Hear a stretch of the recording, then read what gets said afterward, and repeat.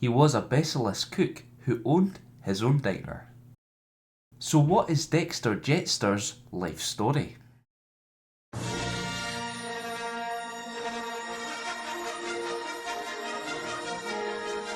The Kangaroos presents Star Wars Lore Episode 81, Dexter Jettster.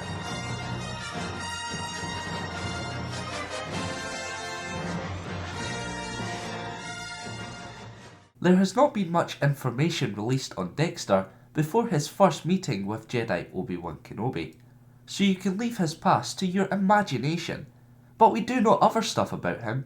Good save Noel. He had a very busy life and had many different careers after leaving Ojong, his homeworld. Such jobs were prospecting, smuggling, running guns, and he even, for a brief period, was a professional fighter. Speaking of running guns, he first met Obi-Wan because of it. Dexter ran a bar on the remote outer rim planet of Ord Sagat. This was just a cover. He met the Padawan after dropping bottles in an alley, so there's a pretty pointless fact right there. Jettster opened a weapon shop on the Outland Transit Station not long after.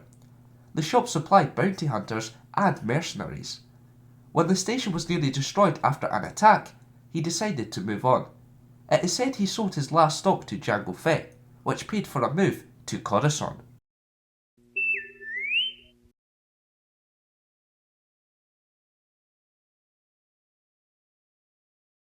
In 27 BBY, Kenobi visited Jettster's cafe looking for information on Granta Omega. Unfortunately, the Basilisk knew nothing about him, but he did offer to do research on Omega. As Dexter offered Obi-Wan his hospitality and beverages, he was introduced to Anakin Skywalker, Kenobi's Padawan. Later, Jettster was able to help the Jedi. He identified a Kamino saber dart similar to those the Polis Massans used. This led Kenobi to discovering the cloning facility on Kamino. Shortly afterwards, the Clone Wars began. Even though the conflict quickly spread throughout the galaxy, Dexter still travelled to find ingredients for his diner. One location was Drak 2 for space slugs. Apparently, they were a gift for Kenobi. His close relationship with the Jedi continued throughout the Clone Wars. For example, after he heard crucial information from someone who owed him a life debt, he informed Obi-Wan. The information was about General Grievous planning an attack on Buffa Wee. With the heads up, Anakin and his master stopped the cyborg. When Order 66 was executed and the Great Jedi Purge began, former Jedi Ferris Olin, who looked for surviving Jedi, tried to track him down. He found that Dex was gone and his diner was destroyed. However, he did find Jettster in Coruscant's sub-levels.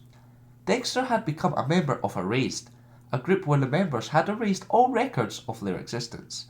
He recommended that the former Jedi seek out the Jedi Phi Torana / Solace.